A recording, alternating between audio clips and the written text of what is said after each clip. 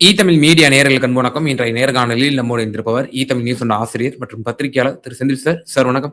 வணக்கம் ஐக்கியம். வணக்கம் சார். இப்போ அன்னையா பாக்குறோம், அம்மையார் கனிமொழி அவர்கள் ஒரு பிரஸ் மீட் கொடுத்திருந்தாங்க.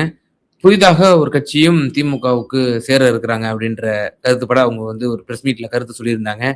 ஸோ நம்ம பார்க்கும் பொழுது பன்னீர்செல்வம் அவர் கட்சி வச்சுக்கல, அவர் அதிமுகவில் தான் இணைய ஒரு ஆர்வமா இருக்க மாதிரி தெரியுது.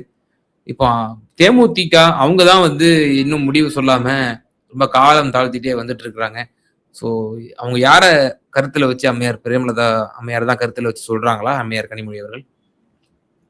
கனிமொழி சொன்னதை வைத்து பார்க்கும்போது பார்த்தீங்கன்னா கிட்டத்தட்ட புதிய கட்சி அப்படின்னு பார்த்தீங்கன்னா இப்போ ஒரே வெளியில இருக்கிறது யாரிடம் சேராத ஒரு கட்சின்னு பார்த்தீங்கன்னா தேமுதிக தான். அதில் மாற்றம் இல்லை. தேமுதிகவுக்கு சில பிரச்சனைகள் இருக்கு. அவங்க ஏற்கனவே பிஜேபியில கூட்டணியில இருந்தாங்க. இந்த முறை பிஜேபியும் ஏடிஎம்கேயும் ஒன்னா சேர்ந்துருக்குது. இந்த கூட்டணியில அவங்களுக்கு எடப்பாடி பழனிசாமி மேல அவங்களுக்கு ஒரு வருத்தம். காரணம் என்ன, தொடர்ந்து அவர் அந்த ராஜ்யசபா நம்மளுக்கு ஒதுக்க வேண்டியதை அவர் என்ன பண்ணிட்டாரு, தள்ளி போட்டாரு, நம்மளுக்கு துரோகம் பண்ணிட்டாருங்கிற மாதிரி அவங்க ஓப்பனாகவே கூட சொன்னாங்க. லெட்டர் என்கிட்ட இருக்கு, கேட்டாங்களே டேட்டு போடாம எனக்கு லெட்டர் எழுதி கொடுத்துட்டேன்னு சொல்றாங்க, இது நியாயம் இல்லை அப்படின்னு கடுமையான விமர்சனமும் வருத்தத்தையும் தொடர்ந்து பதிவு பண்ணிட்டே வந்தாங்கன்னு வச்சுக்கல. இதன் தொடர்ச்சியாக எடப்பாடி பழனிசாமிக்கும் கூட தேமுதிக மேல ஒரு விருப்பம் இல்லை, பெருசா இல்லை. பட் பிஜேபி பெருசா ப்ரெஷர் பண்ணணும்னு நினைச்சாரு. பிஜேபி ஒன்றும் ப்ரெஷர் பண்ணல, தேமுதிகவை சேருங்க, இப்ப நீங்க டிடிவியை சேருங்கன்னு சொன்ன மாதிரி நீ தேமுதிகவை பிஜேபி கட்டாயப்படுத்தலை, நல்லா அவங்களே பேசி கூட்டிட்டு வாங்கன்னு சொல்லலை. ஸோ அதனால பார்த்தீங்கன்னா எடப்பாடி பழனிசாமி கொஞ்சம் அலட்சியமாகவே இருக்கு அந்த விஷயத்துல. குறிப்பா பார்த்தீங்கன்னா திமுகவை பொறுத்த வரைக்கும் தெளிவா ஒரு விஷயம்தான், ராஜ்யசபா தருவாங்களா இல்லையா அப்படிங்கிற பெரிய கேள்விக்குறி ஒண்ணு. பட் எல்லா பெரிய பெரிய கட்சிகள், விடுதலை சிறுத்தைகளா இருக்கட்டும், மதிமுகவா இருக்கட்டும், கம்யூனிஸ்ட் கட்சிகளா இருக்கட்டும், அவங்களுக்கு 6 சீட்டு தான் என்ன. ஸோ தேமுதிகவுக்கும் 6 தான் வாய்ப்பு. அவங்க 10, 12 எல்லாம் கேட்டாங்கன்னா வாய்ப்பு இல்லை. அவங்களுக்கு ஒரு வருத்தம் என்னன்னா, அன்புமணி கூட்டணியை சேர்த்த உடனே கிட்டத்தட்ட 20 சீட்டு 18 சீட்டுன்னு அவங்க சொல்றாங்க. பாமகவுக்கு 3-4 மாவட்டங்கள்ல தான் இருக்கு, தருமபுரி, கிருஷ்ணகிரி, சேலம், என்ன கடலூர், விழுப்புரம், இன்னும் செங்கல்பட்டு வரைக்கும் இப்படி இருக்கிறாங்க. அவ்வளவுதான். நாங்க தமிழ்நாடு ஃபுல்லா இருக்கோம், அவங்களுக்கு 18 சீட்டு கொடுக்குறீங்க, எங்களுக்கு தரமாட்டீங்களா அப்படிங்கிற ஒரு கேள்விக்குறியை அவங்க வச்சிருக்காங்க ஏடிஎம் கிட்ட. ஸோ அந்த ஒரு ஷீட் ஷேரிங்ல தொடர்ந்து ஒரு தயக்கம், தேக்கம், அதன் தொடர்ச்சி தான் அப்படி இருக்குன்னு நினைக்கிறேன். பட் என்னை பொறுத்தவரை கண்டிப்பாக தேமுதிக தாவேகா பக்கம் போகாது, அதுல மட்டும் நான் தெளிவா இருக்கிறேன். காரணம் என்ன, தேர்தல் சீட்டு மட்டும் இல்லை, செலவும் இருக்கு, சட்டமன்ற தேர்தல் செலவும் இருக்கு. அங்க போனா நீங்க பாத்தீங்கன்னா அதிமுக, திமுக 2 கட்சிகளுக்கு தான் வாய்ப்பு செலவுகளை பார்த்துக்கிறதுக்கு. பட் அதுல தெளிவா இருக்கும் தேமுதிக. ஸோ தேர்தல் சீட்டு இல்லாம செலவுக்கும் யார் நம்மளை கவனிச்சுக்கிறாங்களோ அவங்களுக்கு தான் அவங்க ஆதரவு கொடுப்பாங்க. பட் அதனால என்னை பொறுத்தவரை பாசிபிலிட்டி அதிகம் அப்படின்னு பாத்தீங்கன்னா திமுக கூட்டணிக்கு இருக்கு, இப்படியே ஓடிக்கிட்டு இருக்குன்னு வச்சுங்களேன். அதன் அடிப்படையில் கூட கனிமொழி அவர்கள் கூட இதை சொல்லியிருக்கலாம், மேலும் சில கட்சிகள் வரும் அப்படின்னு நம்ம சொன்னது அதுதான் மனதில் வைத்து சொல்லியிருக்கலாம் அப்படின்னு நான் நினைக்கிறேன். ஆமா. இப்போ தேமுதிக எப்படி கன்சிடர் பண்ணும் திமுக? இப்போ விசிக, கம்யூனிஸ்ட், மதிமுக இவங்க ரேஞ்சில தான் அவங்கள பார்ப்பாங்களா, இல்ல அதையும் தாண்டி ஓகே கேப்டனுடைய அந்த சிம்பத்தி இருக்கு, பொது கட்சியா இருக்கு, இது ஜாதியை தாண்டியும் பொது கட்சியா இருக்கு, பாமகவுக்கு அந்த பெல்ட்லயும் இவங்க ஸ்ட்ராங்கா இருக்காங்க, அவங்கள அடிச்சு இப்ப இவங்கள வருகைதான் பாமகவோட வீக்கே அப்படின்ற ஒரு கருத்து இருக்கு இல்லையா? அப்போ தேமுதிக வேணும் வட மாவட்டங்கள்ல விடுதலை சிறுத்தைகள் பிளஸ் தேமுதிகங்கிறது நம்மளுக்கு ஒரு அட்வான்டேஜ். டிஎம்கே கூட்டணிக்கு சொல்றேன், அது விரும்பலாம், திமுக விரும்பும். பட் அதை தாண்டி மற்றவங்க எல்லாத்தையும் தாண்டி 6 அப்படிங்கிற விஷயங்கள்ல தாண்டி இவங்களுக்கு 10, 12 எல்லாம் வாய்ப்பு கிடையாது. வாய்ப்பு இருக்கா சார்? இல்ல அதுதான் சொல்றேன், ராஜ்யசபா எந்த அளவுக்கு திமுக, ஏன்னா ராஜ்யசபா இந்த முறை 4 வரப்போகுது திமுகக்கு என்ன. ஏன்னா ஏடிஎம்கேக்கு 2 தான், ஏடிஎம்கேக்கு 2 தான். பட் ஒரு விஷயம் என்னன்னா, இந்த 4ல் 1 கொடுக்கணும் காங்கிரஸுக்கு. அப்படி பார்க்கும்போது 3 தான் திமுகவுக்கு போகுது. அந்த 3லயும் 1 தேமுதிகவுக்கு கொடுத்துட்டா எப்படி இருக்கும்? கட்சிங்கிறது ஒரு சரியா இருக்குமா? அதெல்லாம் வந்து அவன் யோசிப்பாரு. ஸ்டாலின் யோசிப்பார்ல. ஒரு ராஜ்யசபா அப்படின்னு போட்டீங்கன்னா 6 தொகுதி வந்துடுதுல்ல. ஒரு எம்பிங்கிறது கிட்டத்தட்ட 6 தொகுதி சட்டமன்ற தொகுதிங்கிற கணக்கிலே தான் நம்ம பார்த்துட்டு இருக்காங்க. அந்த அடிப்படையில் தான் 25 + 1 கொடுத்தாங்க. அப்படி பார்த்தா 31 தொகுதி. யாருக்கு? காங்கிரஸுக்கு சொல்றேன் நான். என்ன அதுதான் ஒரு கணக்குல வந்து திமுக யோசிக்கும். ராஜ்யசபா எந்த அளவுக்கு ஒத்துக்குதுன்னு எனக்கு தெரியல திமுக. அப்படிதான் நான் நினைக்கிறேன். ஏன்னா கரெக்டா இந்த ட்ரிப்பு முக்கியமான பிரமுகர்கள் தான் இப்போ வந்து ராஜ்யசபா முடியுது. ஸோ மீண்டும் கொடுக்க வேண்டிய கட்டாயத்தில் திமுக இருக்கு முக்கிய பிரமுகர்களுக்கு. அதனால ராஜ்யசபா தருவாங்களா? ராஜ்யசபா இல்லைன்னா வாங்க அப்படிங்கிறதுல தெளிவா திமுக இருக்கும்னு நான் நினைக்கிறேன். அது ஒரு விஷயம். ஆமா. அப்ப எடப்பாடி பழனிசாமி அவர்கள் ஒருவேளை ராஜ்யசபா தரேன்னு சொல்லி ஒரு 10 இல்ல ஒரு 8 அந்த மாதிரி ஏதாவது சம்திங் கொடுத்து அழைச்சாங்கன்னா அங்கேயும் போவதற்கான வாய்ப்புகள் இருக்குல்ல? இல்ல, அவருக்கு இன்னும் நெருக்கடி அதிகம். ஏன்னா 2 தான் அவருக்கு. 2ல் 1 அன்புமணிக்கு சொல்லிட்டு இருக்காரு. அன்புமணியோட மனைவி சௌமியா அன்புமணிக்கு தான் அவங்களுக்கு தரணும்னு சொல்லியிருக்காரு. புரியுதுங்களா? அதனால நீங்க அது 2 சீட்டையும் கொடுத்துட்டாருன்னா அவருக்கு அவர் கட்சியில கடுமையா அதிருப்தி வந்துடும்ல அவருக்கு. ஸோ அதனால அவருக்கு கடும் நெருக்கடி இருக்கு. திமுக வந்து யோசிக்கும்.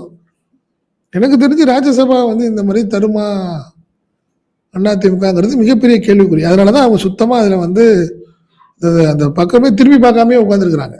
போன வருஷம் KP முனுசாமி அவர்கள் அறிவிச்சாரு தலைமை கழகத்துல இருந்து 26ல் நடக்கக்கூடிய தேர்தலில் நாங்க தர்றோம், தேமுதிக எங்க கூட தான் இருக்குன்னே சொல்லிட்டாரு.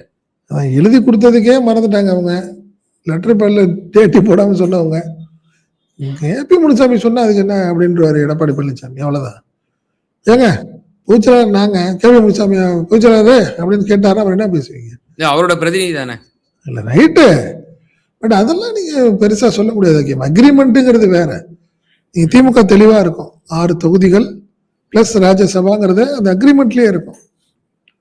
ஏடிஎம்கே அப்படி பண்ணல. அதுக்காக நான் சொல்றேன். அதுதான் மேட்ரு. நீங்க அது என்னை பொறுத்தவரை ராஜ்யசபாங்கிற ஒரு விஷயத்துல ஒரு பெரிய சிக்கல் அவங்களுக்கு இருக்கு. ராஜ்யசபா இல்லைன்னா திமுகவா இருக்கட்டும் அதிமுகவா இருக்கட்டும் 2 பேருமே அக்காமடேட் பண்ணிக்குவாங்க. அதனால மாற்றம் இல்லை. தாவேக்காக்கு போக மாட்டாங்கிறத மட்டும் நான் உறுதியா சொல்ல முடியும். ஸோ இப்போ மேக்சிமம் அவங்க 2 கட்சியில ஏதாவது ஒரு கட்சி தான் இப்போ இணைவாங்க அப்படிங்கிறது ப்ரூவ் ஆயிடுச்சு. அப்படின்னா எவ்வளவு மேக்சிமம் அவங்களுக்கு கிடைக்கிறதுக்கான வாய்ப்புகள் இருக்கு? இந்த முறை தேமுதிக சட்டமன்றத்துல அமருமா? அவங்களோட உறுப்பினர்கள் அமர வாய்ப்பு இருக்கா? திமுகவில் போனால் கண்டிப்பா மாற்றம் கிடையாது. அதனால மாற்றம் இல்லை. ஸ்ட்ராங்கான ஒரு 6 தொகுதிகள் கொடுக்கும். திமுக சாதாரணமா எல்லாம் கொடுக்காது. நீங்க வந்து ஏடிஎம்கே என்ன பண்ணணும்னா ஒரு 12 சீட்டு கேட்டா கொடுத்தா கூட 10 சீட்டு கொடுத்தா கூட அல்ப சப்பையா சீட்டு கொடுப்பாங்க. பட் திமுக அப்படி கிடையாது. 6 சீட்டு கொடுத்தாலும் 6 கொஞ்சம் ஸ்ட்ராங்கா கண்டிப்பா ஒரு 4 தொகுதியிலேயே ஜெயிச்சிருவாங்க. அவங்க 4 எம்எல்ஏக்கள் போறதுக்கான வாய்ப்புகள் அதிகம். ஸோ அந்த மாதிரி ஒரு நிலைமையில தான் வரும் தேமுதிகக்கு. அதனால மாற்றம் இல்லை. அதனால ஜெயிக்கணும்னு வேண்டிய கட்டாயம். ஏன்னா திமுக வந்து எப்பயுமே பாத்தீங்கன்னா 200+ அவர் சொல்லிட்டே இருக்காரு. எப்படி அடிப்படை தான் கூட்டணியை சேர்த்துதான் சொல்றாரு ஸ்டாலின். புரியுதுங்களா? 200+ங்கிறது. அதனால நீங்க விடாம திமுக வந்து கூட்டணி கட்சிகளை வந்து தொடர்ந்து ஸ்ட்ராங் பண்ணி ஃபாலோ பண்ணி ஜெயிக்க வச்சிருவாங்க. நீங்க அதுலலாம் மாற்றுக்கிறது கிடையாதுன்னு வச்சுக்கோங்களேன். அதனால என்னை பொறுத்தவரை திமுக பக்கம் வந்தாங்கன்னா கண்டிப்பா 4 எம்எல்ஏக்கள் 5 எம்எல்ஏக்கள் அவங்க சட்டமன்றத்துக்குள் செல்றதுக்கான வாய்ப்புகள் அதிகம். பட் சீட்டு அதிகமா இருந்தாலும் அதிமுக எந்த அளவுக்கு அவங்களுக்கு வந்து ஒரு ஸ்ட்ராங்கா இருந்து அவங்களுக்கு வந்து ஓட் பேங்க் அவங்க வந்து பண்ணிக்குவாங்க, ஃபாலோ பண்ணிக்குவாங்கன்னு தெரியல எனக்கு. அடுத்தபடியா பன்னீர்செல்வம் அவர்கள் அவரும் ஆலோசனை எல்லாம் போட்டாரு.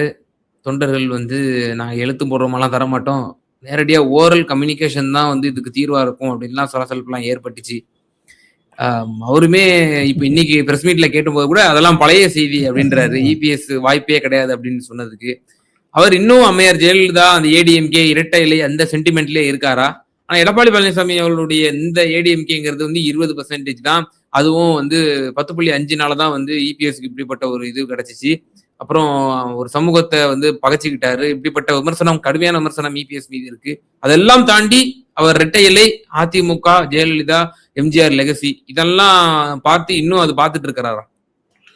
இல்லை, என்னை பொறுத்தவரை ஒரு சிம்பத்தியை கிரியேட் பண்றாரோன்னு நான் நினைக்கிறேன். ஏன்னா கண்டிப்பா எடப்பாடி பழனிசாமி அதிமுகவில் இடம் இல்லை அப்படின்னு தொடர்ந்து சொல்லிட்டே இருக்காரு. அததான் இன்னைக்கு அவர் என்ன சொல்றாரு, தெரிஞ்ச விஷயம் தானே, அதனாலதான் நேற்று அவர் என்ன சொல்றாரு, நான் ரெடியா இருக்கேங்க, அவங்க ரெடியா அப்படிங்கிற மாதிரி ஆரம்பிச்சாரு.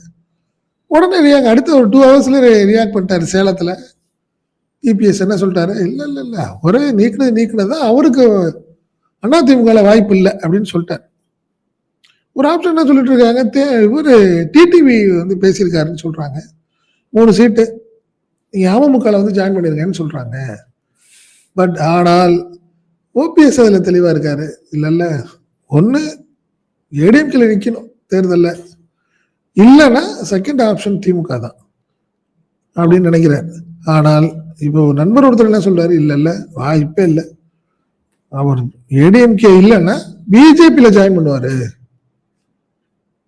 அப்ப அதுக்கு சில கேரண்டி, எனக்கு ஏதாவது பையனுக்கு சீட்டு கொடுங்க, எனக்கு ஒரு கவர்னர் கொடுங்க, மணிப்பூர், திரிபுரா எங்கேயாவது ஒன்று கவர்னர் கொடுத்தீங்கன்னா எனக்கு சந்தோஷம் அப்படின்னு ஒரு ஆப்ஷனை அவர் போட்டு வச்சிருக்காரு. இப்போ பிஜேபிட்ட நீங்க என்னதான் சேர்க்க மாட்டேன்ட்டாங்க, பரவாயில்ல, எனக்கு நீங்களாவது பண்ணி கொடுங்க, எல்லாத்துக்கும் காரணம் நீங்க தான், என் வாழ்க்கை போனதுக்கும் நீங்க தான் காரணம் அப்படின்னு சொல்லி இப்போ அவங்க ஒரு அப்ளிகேஷன் போட்டிருக்காரு.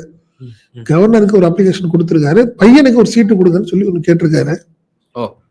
பட் பிஜேபி எந்த அளவுக்கு அவருடைய விண்ணப்பத்தை பரிசீலிக்கும் என்பது தெரியவில்லை என்ன. பட் திமுக அப்படியே பார்த்துட்டு இருக்கு. ஆனா ஒரு விஷயம் ஐக்கியம், தென் மாவட்ட அதிமுக முகமா ஒரு காலத்தில் ஓபிஎஸ் என்ன கருதப்பட்டார், அதெல்லாம் மறுக்கவே முடியாது. குறிப்பா முக்குளத்தூர் இனத்தை சேர்ந்த ஒரு முகமாக அவர் இருந்தார். நீங்க வந்து சசிகலா இருந்தாங்க, அதுக்கு அவங்க போயிட்டாங்க, முடிஞ்சிருச்சுமே, அவங்கள பத்தி பேசணும்னு அவசியம் இல்லை. பட் டிடிவிக்கு வந்து அந்த அளவுக்கு தென் மாவட்டத்தில் செல்வா கிடையாது அவருக்கு, அங்க ஓபிஎஸ் தான், டிடிவிக்கு வந்து டெல்டா தான். அதனால அவர் வந்து ஒரு வேளை அதிமுகவுக்கு எதிராக நீங்க வந்து ஓபிஎஸ் போக மாட்டாரு, அவர் பிஜேபி கண்ட்ரோல்ல இருக்கிறாரு. அதுக்கு பல விஷயங்கள் சொல்றாங்க, பணம்ங்கிறாங்க, டாக்குமெண்ட். 2016 தேர்தலின் போது கோயம்புத்தூர்ல ஒரு அப்பார்ட்மெண்ட்ல இருந்துச்சு, அந்த அப்பார்ட்மெண்ட்ல ரைட் பண்ணப்போ பிரதீப் இருக்கார்ல, அவர் பையன் ஒரு அப்பார்ட்மெண்ட் எடுத்திருந்தாரு, அந்த வீட்டுல ஐடி அபிஷியல்ஸ் ரைட் பண்ணாங்க. அப்போ ஏகப்பட்ட டாக்குமெண்ட் எடுத்துட்டு போயிட்டாங்க. ஸோ அந்த விஷயங்கள்லாம் அவருக்கு வந்து நிற்கிது. அதனால பிஜேபி விட்டு அவர் வெளியே போக மாட்டாரு அப்படின்னு ஒரு தகவல் சொல்லிட்டே இருக்காங்க. அதுல என்னன்னா, அந்த கோயம்புத்தூர் ரைடுக்கு காரணமே வேலுமணி தான். அப்போ 2016 இந்த மாதிரி நிறைய உள்குத்துலாம் நடந்திருக்கு, அதுல நிறைய சிக்கல்ல மாட்டிருக்காரு அப்படின்னா, ஒருவேளை அதிமுக எதிராக ஓபிஎஸ் ஒரு களம் காண்டார் அப்படின்னு வச்சீங்கன்னா, டிடிவியை சேர்த்ததுக்கு பிரயோஜனமே இல்லாம போயிடும் அதிமுக. ஓபிஎஸ் எடப்பாடிக்கு எதிராக ரொம்ப பிரச்சாரம் பண்ண ஆரம்பித்தால் கண்டிப்பா பெரிய சிக்கல் வரும் டிடிவிக்கும். இதுல திரு ஓபிஎஸ் அவர்கள் இன்னும், ஏன்னா அவர் வந்து பிரதமர் சொன்னதன் பேர்ல தான் நான் வந்து இணைஞ்சேன், துணை முதல்வர் பதவி கேட்டேன், ஆட்சியில ஒரு 50 ஒரு இதுல 50 அப்படின்ற மாதிரி தான் நம்ம பேசணும், அதாவது அதிக கட்சி பதவியில. பட் ஆனா பிரதமர் சொன்னதுக்கு நீ இணங்கதான் நான் வந்து துணை முதல்வர் பதவி எடுத்துக்கிட்டேன் அப்படின்ற மாதிரி அவரே சொன்னாரு. இப்பவும் அவர் வந்து ஒரு இதுல ஒரு நம்பிக்கையில இருக்கிறாரு. இந்த இரட்டை இலை விவகாரம் இன்னும் அவர் தான் பொதுச் செயலாளர், இபிஎஸ் தான், அதிமுகனா இபிஎஸ் தான் அப்படின்னு வந்தாலும் அந்த தொடுத்து இருக்கக்கூடிய இந்த வழக்கின் மீது இன்னும் அவருக்கு ஒரு சின்ன ஒரு நம்பிக்கை இருக்கு. ஒரு பர்சன்டேஜாவது நம்ம வந்து இதை ஒரு ட்ரம்ப் கட்ட நிச்சயமா பயன்படுத்தலாம், இதுதான் கடைசி ஆயுதம் அப்படி அதனாலதான் அவர் இன்னும் முடிவெடுக்காம இருக்காருங்கிற ஒரு கருத்து இருக்குல்ல. எனக்கு அந்த நம்பிக்கை இல்லை. அது வந்து பிஜேபி வந்து ட்ரம்ப் கார்டா யூஸ் பண்றதுக்காக வச்சிருக்க அந்த கேஸ், புரியுதுங்களா? எடப்பாடிக்கு எதிராக அவங்கள கையில வச்சிருக்காங்க, ஒரு கயிறு கட்டி காலில் வச்சுக்கிட்டு அப்படி சுண்டிக்கிட்டே இருப்பாங்கல்ல, நான் கட்டியிருக்கேன் பாத்துக்க, அதுக்கு மேல நவரக்கூடாதுன்னு சொல்ற மாதிரி ஒரு லிமிட்டுக்காக வச்சிருக்காங்க. அவங்க நினைச்சாங்கன்னா 2 நிமிஷத்துல எல்லாம் முடிஞ்சு போயிடும் முதல்ல கேஸு, அதுலலாம் மாற்றம் கிடையாது இல்லைன்னு வச்சுக்கோங்க. அதனால எடப்பாடிக்கு எதிராக பாஜக அந்த ட்ரம்ப் கார்டா பயன்படுத்துறதுக்கு அந்த வழக்கை அப்படியே நிலுவையில் வச்சிருக்கு. அது இவருக்கும் ஓபிஎஸ் அதை கொண்டு போய் ரெட்டலையை முடக்கிறதுக்கு அவருக்கு ஒரு வாய்ப்பு கிடைக்கும். அதெல்லாம் வாய்ப்பு இல்லை. வழக்கு எப்போ முடிகிறது? 2026 தேர்தல் முடிஞ்சிடும். எப்போ முடிகிறது? அது என்னைக்காவது பயன்படுத்திக்கலாம். எடப்பாடி நம்மளை மீறி போகும்போது பிஜேபி கண்டிப்பா அந்த ரெட்டலையை முடக்கும், பொதுச்செயலாளர் அவர் தூக்கும், ஒரே நல்ல தீர்ப்பு வரும். அது அதே மாதிரி ஒரு சூழ்நிலை வரும். எடப்பாடி பழனிசாமி நடுரோட்ல வருவார், நடுரோட்டுக்கு வந்துடுவார். அந்த மாதிரி நிலைமை வந்துடும். அதனாலதான் அவங்க தெளிவா இருக்கிறாங்க. பிஜேபி ஒவ்வொருத்தருக்கும் ஒண்ணு கையில வச்சிருக்கிறாங்க தெளிவா. யாரை எப்படி தூங்கணும் சுண்டி சுண்டி பாத்துக்கலாங்கிறதுனாலதான் நீங்க ஒரே நாள்ல ஒரு 10 நாள்ல மாறினார்ல, டிடிவி மாறலையா? தூக்குல தங்குவேன்னு சொன்னவர் அடுத்த நாள் போய் அன்பு அண்ணன் எடப்பாடி பழனிசாமி அவர்களேன்னு சொல்லிட்டார்ல ஸ்டேஜ்ல. அந்த மாதிரி. அதனால என்னை பொறுத்தவரை ஓபிஎஸ் பிஜேபியோட கண்ட்ரோல்ல தான் இருக்காரு. அதை மீறி வருவாராங்கிறது கேள்விதான். ஃபர்ஸ்ட் ஏடிஎம்கே கேட்டாரு, வாய்ப்பு இல்லைன்ட்டாரு. இப்ப அவருடைய ஆப்ஷன் பிஜேபியா திமுகவா, இதுதான் அவருடைய நிலைமை. Mostly 99% BJP. வேற வழி இல்லாம ரோச பட்டாருன்னா திமுக வருவார். நான் அப்படிதான் பாக்குறேன். அப்படி ஒருவேளை இப்ப நீங்க பிஜேபிக்கு போனா, நீங்க சொன்னீங்க ஆளுநர் பதவி கேட்கிறாரு, மகனுக்கு சீட்டு கேட்கிறாரு அப்படின்னு சொன்னீங்க. அப்ப இங்க திமுக வந்தாங்கன்னா அவருக்கு என்ன மாதிரி இது வழங்கப்படும்? இல்ல நீங்க திமுக ஒரு நாகரிகமான ஒரு விஷயம் கொடுப்போம், சீட்டு கொடுப்போம். அவர் ஆதரவாளர்கள் கண்டறியப்படும் கேட்கும் நபர்களுக்கு ஒரு 3 பேருக்காவது சீட்டு கொடுப்பாங்க தென் மாவட்டங்கள்ல, இன்க்ளூடிங் ஓபிஎஸ். நான் சொல்றேன், யாராவது கேட்பாரு, 2 பேர் கேட்பாரு, இல்லைங்க 2-3 பேருக்கு வேணும், தேனி மாவட்டத்தில் ஒருத்தர் கொடுங்க, விருதுநகர்ல ரொம்ப நாளா இருக்காரு அவருக்கு கொடுங்க, இந்த மாதிரி 2-3 பேர் கேட்பாரு, ஏதாவது கேட்பாரு. அதற்கான வாய்ப்புகள் அதிகம்னு வச்சுக்கீங்களேன். பட் அதே சமயத்தில் திமுக கண்டிப்பா பயன்படுத்திக்கும், வந்தால் பயன்படுத்திக்கும். எடப்பாடிக்கு எதிராக தென் மாவட்டங்களில் பிரச்சாரம் பண்ணுங்கன்னு சொல்லுவோம். என்ன இது மாதிரி வேணும்னே அசிங்கப்படுத்திட்டாரு, முக்குளத்தை நம்ம இடத்தை அசிங்கப்படுத்திட்டாரு அப்படின்னு சொல்லி திமுக உச்சத்துக்கு கொண்டு போய் எடப்பாடிக்கும் டிடிவிக்கும் எதிரான பிரச்சாரத்தை, அது கண்டிப்பா பெரிய லெவல்ல அது பலன் கொடுக்கும் நான் பாக்குறேன். அதுல மாற்றமே கிடையாது. அது நடக்குமான்னு தெரியல. நடந்தால் மிகப்பெரிய அழிவை அதிமுக சந்திக்கும் தென் மாவட்டங்கள்ல. அதனால மாற்றமே இல்லை. நிச்சயமா சார். தேமுதிக மற்றும் ஓ பன்னீர்செல்வம் இவர்கள் என்ன முடிவு எடுக்க போகிறார்கள்? அம்மையார் கனிமொழி அவர்கள் ஒரு ஹிண்ட் கொடுத்திருக்கிறாங்க, புதிய கட்சி வர இருக்கிறது திமுகவுக்கு அப்படின்னு சொல்லி. ஸோ அது இதை மீன் பண்ணாங்க. தேமுதிகவோட முடிவு என்னவாக இருக்கும், அவர்களுடைய டிமாண்ட் என்னவாக இருக்கிறது, பன்னீர்செல்வத்தோட தற்போதைய நிலை என்பது உட்பட பல சமகால அரசியலை ரொம்ப தெளிவா எங்க நேயர்களுக்கு பகிர்ந்தீங்க. ரொம்ப நன்றி. நன்றி.